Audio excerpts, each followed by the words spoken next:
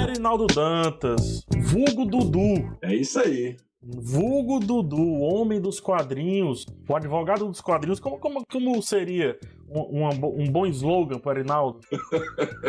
Hein? O advogado nerd. A história em quadrinho, eu coleciono desde criança, é ligado à minha vida. Só que boa parte de quem me conhece, e aí, PH, para quem não sabe, eu sou até presidente da OAB aqui do Ceará, não sabe que eu curto história em quadrinho, em especial história em quadrinho de super-herói. Sim. Né, que eu coleciono desde criança. Mas tu também é muito fã de cinema, só que antes de entrar nas tuas indicações, Dudu não, desculpa, doutor Erinaldo. Aqui não, pode chamar Dudu. Não, vou chamar de Doutor Dudu. Pelo menos a gente fica no meu termo. Doutor Dudu, o que faz um presidente da Ordem OAB, né? Ordem Brasileira dos Advogados, é assim que chama? Ordem dos Advogados do Brasil. Ordem dos Advogados do Brasil, tá vendo a ignorância do ser humano? O que faz um presidente da OAB, além de ler quadrinhos, obviamente? PH é muita coisa, viu, cara? Até para quem não tá me vendo, o que é que faz a ordem? Eu costumo conceituar a ordem em 5 pilares. A ordem, ela, pela Constituição, é defensora do Estado Democrático de Direito, ou seja, qualquer situação que envolva legalidade, ordem lá e entra, por exemplo, aumentar o IPTU. A OAB vai e entra com ação para derrubar um aumento indevido do IPTU. Ela defende a advocacia, principalmente as prerrogativas dos advogados, que é ligada com esse primeiro pilar, porque o que é a prerrogativa do advogado? É o direito do advogado a exercer sua profissão. É o advogado, por exemplo, ter o direito de falar reservadamente com o cliente dele, numa delegacia, é poder se manifestar na audiência. Então, ela tem a função de defender isso aí, que está ligado ao primeiro, porque o advogado ele é o operador do Estado de Direito. O terceiro pilar, ela é um conselho de classe, ou seja, ela regulamenta o exercício da advocacia. Como é, por exemplo, a publicidade nas redes sociais. Isso é um assunto que a OAB trata. Se o advogado comete uma infração, a OAB suspende esse advogado, aplica punição a esse advogado. E tem um pilar da assistência, ou seja, a gente funciona como se fosse um sindicato. A gente presta assistencialismo a advogados e advogados. E o quinto pilar é capacitação, ou seja, a gente tem uma escola e essa escola faz vários cursos de capacitação, inclusive pós-graduação, para melhorar o exercício da advocacia. Então, a OAB é um bicho diferente que mistura Ministério Público, mistura sindicato, uma associação, né, e um conselho de classe, tudo num pacote só. E a função da presidência da OAB, do meu ponto de vista, é ser um catalisador. O presidente ele não tem como fazer tudo. O que ele tem que garantir é que as pessoas que integram a OAB consigam trabalhar. A gente não conhece como que o advogado aqui no Brasil trabalha. É muito raro, a não ser que você esteja no meio. Porém, a gente sabe como é que o advogado nos Estados Unidos trabalha, porque a gente vê nas séries, a gente vê nos filmes, etc. Qual é a principal diferença? E aí eu vou te perguntar, induzindo a tua resposta, qual é a principal diferença para aquele trabalho do advogado que a gente vê nos filmes, para o trabalho do advogado no Brasil, mas no sentido de vantagem do advogado no Brasil, entendeu? Entendi. Antes de falar as duas principais diferenças, uma observação, certo? A advocacia no Brasil ela é muito heterogênea. Então, por exemplo, quem advoga com direito tributário como eu é diferente de quem advoga com direito penal, é diferente de, por exemplo, um advogado público. O cara é funcionário público, é advogado da União, do Estado, do município, né? O cara é defensor público e também é advogado. Então, a advocacia é muito heterogênea. Então, não tem um advogado padrão. Eu imagino que nos Estados Unidos seja mais ou menos assim, mas eu não tenho o conhecimento de causa para afirmar. Mas, basicamente, o advogado médio, que as pessoas imaginam, é aquele cara que faz direito penal, direito de família, aquele cara que que grita, objection! É esse daí que eu quero. Por exemplo, não tem isso no Brasil. As duas principais diferenças para o advogado brasileiro e para o advogado americano é que o sistema americano ele é o chamado common law, ou seja, ele é baseado nos costumes. A principal base é a jurisprudência. É como é que os tribunais decidem causas como essa. Enquanto no Brasil, nós somos latinos, então a gente tem uma origem do direito positivado, ou seja, vale o que está na lei. Pouco importa se é justo ou não. Aí você vai dizer, o common law é mais apaixonante, né? Porque ele busca sempre a decisão médica. E tem uma atuação, parece que tem um glamour, pronto, essa é a palavra. Parece que tem um glamour ali que deixa até os filmes mais impactantes e tal. Tem um glamour, mas ele tem uma desvantagem, que é o que é. a insegurança. No Brasil tem lei para tudo, mas você sabe que as coisas vão acontecer por causa da lei. Certo ou errado, eu tenho uma lei que diz exatamente o que é que eu devo fazer. Nos Estados Unidos, como eles têm poucas leis, vale o que é que as cortes vão interpretar naquela situação. Quem advoga, por exemplo, com direito eleitoral, o direito eleitoral parece o direito americano, que a jurisprudência muda de eleição para eleição, porque as cortes vão mudando de composição, então o que era errado numa eleição deixa de ser na outra. Então eles tentam que se atualizar. Então eu acho que isso causa uma certa insegurança. Eu acho as coisas mais positivadas, elas pro cidadão brasileiro, eu acho mais seguras, mais fáceis, até por causa da nossa cultura latina. Sim. Nós não temos uma cultura anglo-saxônica, do duty, do dever, daquela questão cívica. Os latinos, de uma forma geral, se não está na lei, eu posso fazer qualquer coisa. Então, eu acho que na nossa cultura o direito funciona melhor. Agora, um segundo ponto que é diferente, e aí eu acho que é vantagem dos americanos, é que no Brasil as coisas são muito escritas. O advogado se manifesta sempre de forma escrita. No direito americano é o princípio da oralidade, porque quase tudo é decidido por júri, enquanto aqui as coisas só vão para júri se for crimes contra a vida de uma pessoa, ou seja, se for um homicídio, aí esse vai para júri. Mas se você entrar, por exemplo, com uma ação contra uma empresa que lhe atropelou, você quer uma indenização, isso não vai para júri, isso vai para o juiz decidir no gabinete dele. Todas as manifestações são feitas por escrito. Tem uma audiência, tem uma única audiência que é marcada uma vez no curso do processo, que você entra numa sala, você imagina a audiência uma corte, né? Então você entra numa sala que tem uma mesa, o juiz na ponta, o promotor, de cada lado um advogado. Para quem entra para participar, é um negócio muito estranho, para quem não é do meio. E aí a retórica toda fica comprometida, porque na realidade não tem retórica. Na realidade é um ato formal em que se colhe depoimentos. Aqui como é que funciona? Você faz sustentação oral, depois que você faz, o juiz já lê o voto que ele já trouxe pronto. Você tem que o quê? Antes que o juiz faça o voto, você tem que ir no gabinete dele, apresentar o memorial, conversar e explicar, porque a sua sustentação oral é mais para tentar salvar alguma coisa ou alegar alguma questão de fato. E com o aumento da quantidade de casos, porque no Brasil a litigiosidade é muito alta. Então o que é que eles criaram? Eles criaram plenários virtuais. O que é o plenário virtual? O juiz apresenta o voto dele na corte, são feitos por câmaras ou turmas, né? Apresenta o voto, e aí se ninguém discorda, o voto é aprovado. E aí eles ficam nesse sistema em que o advogado pode gravar uma sustentação oral, mas com certeza ninguém dá play para escutar, né? Eles ficam só como se fosse um grupo do WhatsApp decidindo. Dudu, eu pedi 3 filmes. Doutor Dudu, eu pedi 3 filmes. Objection! Eu pedi 3 filmes aqui. Você me indicou 2 filmes e uma série que, na verdade, soa como um filme porque é uma minissérie fechada, antológica, etc. E eu adorei, inclusive, a fuga que você deu da normalidade, digamos assim, a fuga do comum. O primeiro filme que você trouxe, já para estrondar tudo aqui, é o Minority Report, uma ficção científica que, segundo você, muita gente não percebe que é sobre o papel ali das leis, do advogado, etc. Então, enviesa o meu olhar para isso, por favor. Qual é a história do filme? Sem querer dar spoiler. O Tom Cruise, ele controla a unidade que ele chama a unidade de pré-crime. Ele tem umas figuras que conseguem identificar que um crime vai acontecer. Então, antes que o crime aconteça, ele vai lá e prende o cara. Então, tem um sujeito lá que consegue saber que fulano de tal vai matar o PH. Então, ele vai lá e prende antes que o PH mata e já deixa o cara preso. Mas é no ato, né? É quase, tipo assim... É muito próximo de ocorrer, salvo engano. O precog, ele vai lá e garante que o cara já teve a intenção de matar, ou seja, ele ficou com raiva do PH e já ficou com vontade de matar, mas ele não matou ainda, né? E aí ele vai lá e prende o sujeito.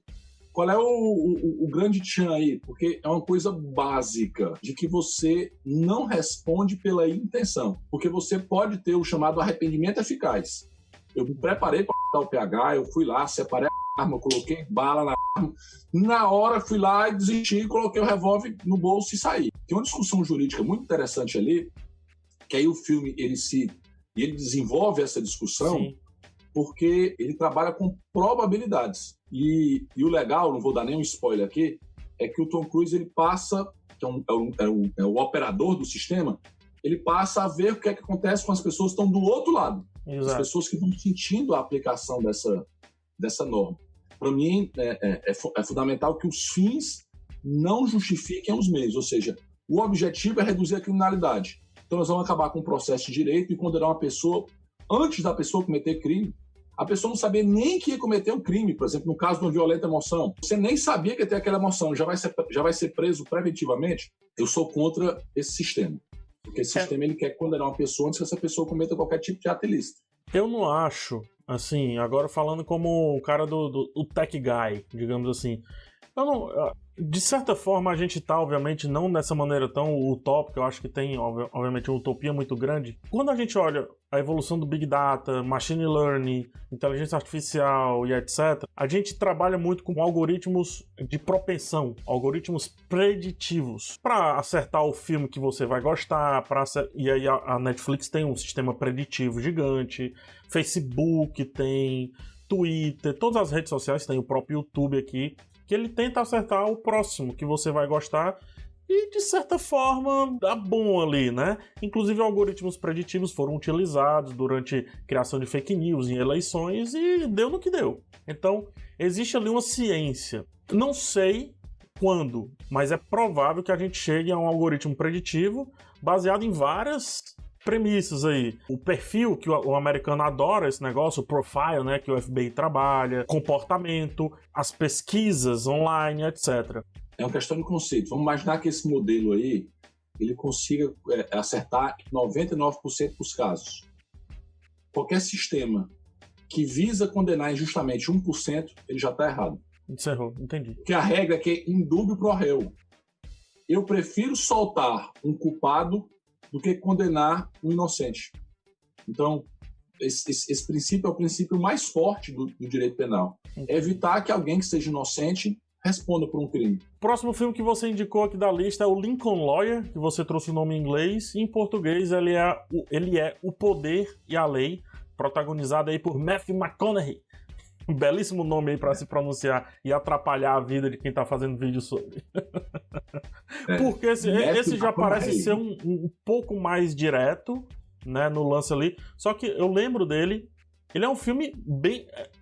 Me corrija se eu estiver errado. Bem exagerado, porque ele envelopa com alguns artifícios de ação, drama e etc. Me explica por que você trouxe esse filme. Porque esse filme retrata, na minha opinião, do mainstream, o filme mais próximo do que é exercer a advocacia lá nos Estados Unidos. Ele é um típico advogado de pessoas físicas nos Estados Unidos. Esse tipo de advogado, ele se utiliza de captação de clientes. Ou seja, ele tem um cara, ou vários caras, que ficam em hospitais, para quando chega alguém no hospital, já chama o advogado, para o advogado poder entrar com aquela ação de indenização, ou fica na delegacia. Quando alguém é preso, ele já aborda o cara na delegacia, já dá o cartão do advogado pedindo para poder chamar ele. Ou seja, já mostra como é que o advogado arranja clientes lá nos Estados Unidos. Mas isso tem aqui no Brasil também, Dudu. Tem, até o pessoal chama de advogado porta de cadeia. Só que aqui no Brasil é proibido. Aqui, esse termo varia de estado para estado. Aqui no Ceará a gente chama de laçador. Laçador é o cara que pega o cliente, laça e leva pro advogado. Mas esse termo laçador ele varia de... Cada estado usa uma nomenclatura diferente. Então o filme mostra como é que ele pega cliente e como é que funciona o sistema americano. O sistema americano tem um sistema chamado plea bargain, que é o quê? Você negocia a sua culpa, que foi implementado no Brasil há pouquíssimo tempo. A delação premiada, ela não é bem um plea bargain. A delação premiada é algo parecido. Né? Naquele projeto do Moro, projeto anticrime, ele colocou esse dispositivo que foi implementado agora e está começando a ser mais utilizado. É outro dia, então? É outro dia, foi implementado agora, no começo de 2020 ele foi aprovado. Então esse sistema permite que você negocie a sua culpa e negocie com o Ministério Público qual vai ser a punição. Então você chega lá e diz o seguinte, eu vou me declarar culpado de ciência e para ser declarado culpado eu aceito ficar preso 6 meses, 1 ano, 2 anos, 3 anos. Qual é a vantagem desse sistema?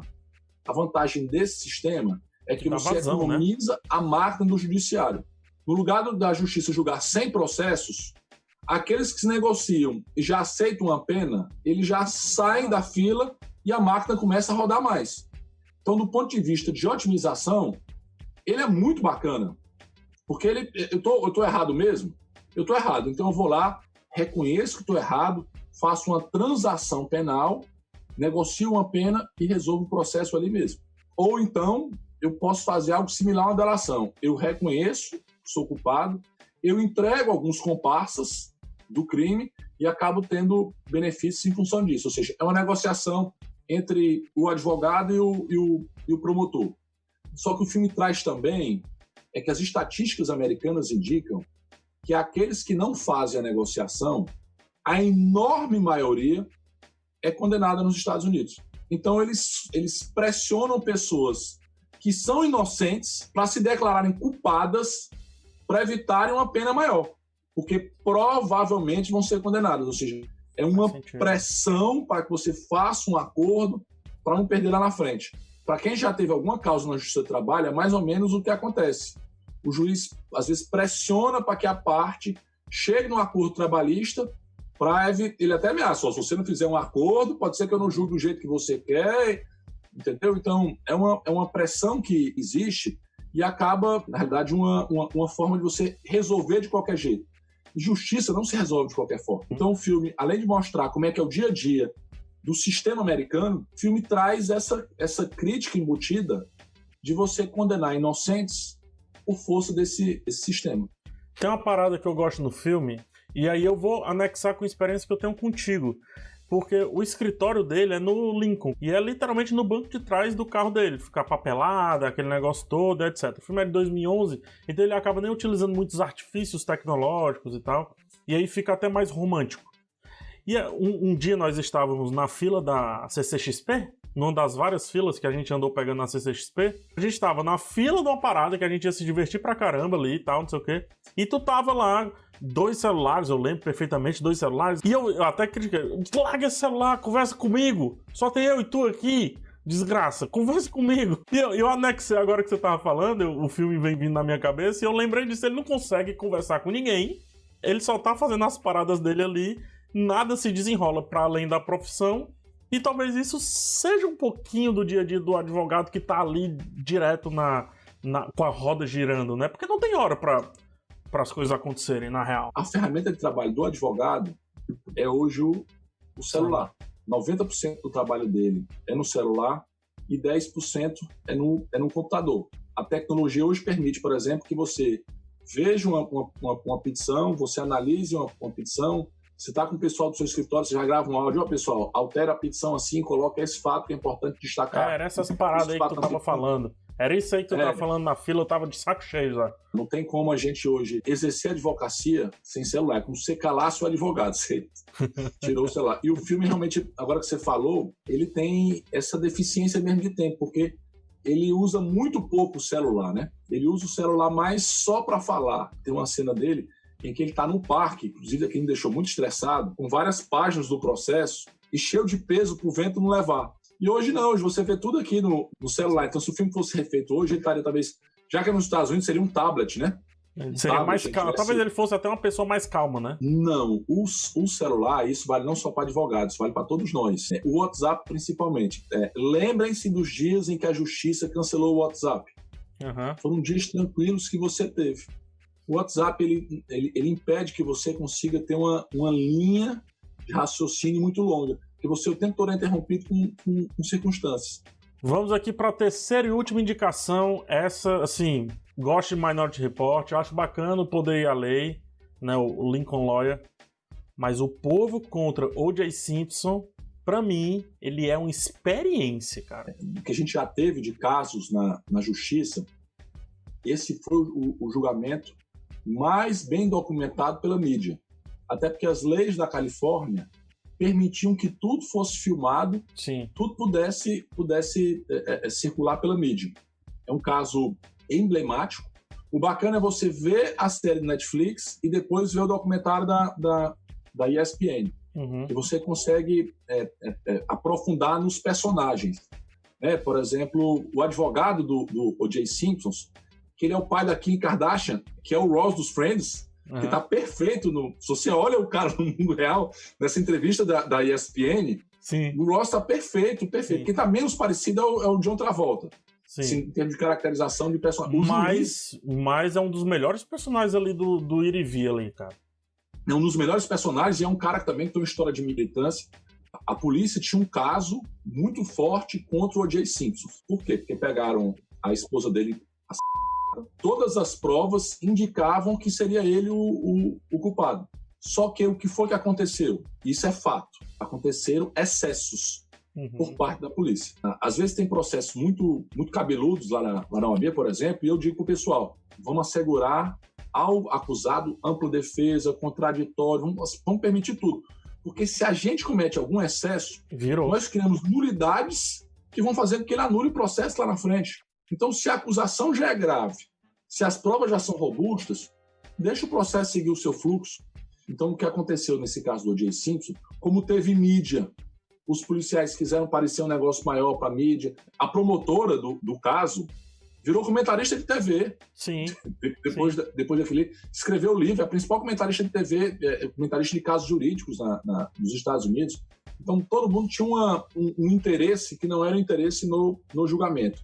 E ele montou uma banca de advogados que fez um trabalho espetacular. Por exemplo, eles levaram até a questão do racismo para o julgamento. Tem uma cena emblemática aí, por exemplo, de que o pessoal vai ver se a luva cabe nele e ele fica...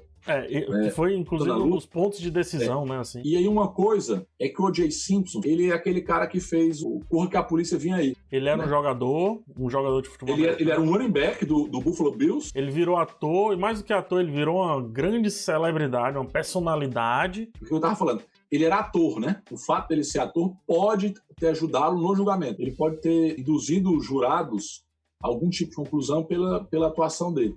Ele foi condenado na ação civil, ou seja, a família entrou com indenização contra ele, e ele pagou, se não me engano, 30 milhões, foi condenado a 30 milhões de dólares, mas acabou não pagando porque não teve dinheiro, porque ele gastou quase tudo com os advogados nesse processo.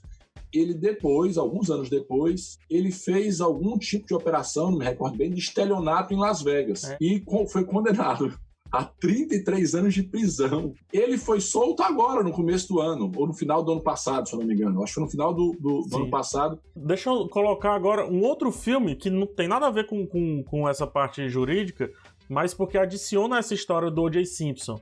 É Um Homem Entre Gigantes, um filme do Will Smith. Conta ali problemas neurológicos que jogadores de futebol americano possam ter. Tentaram, à época, colocar o O.J. Simpson também nesse cenário de um cara perturbado mentalmente por conta aí, né, das várias pancadas que ele recebeu no futebol, mas na época não ocorreu. Talvez hoje, inclusive, isso seria uma sustentação interessante da defesa dele, né?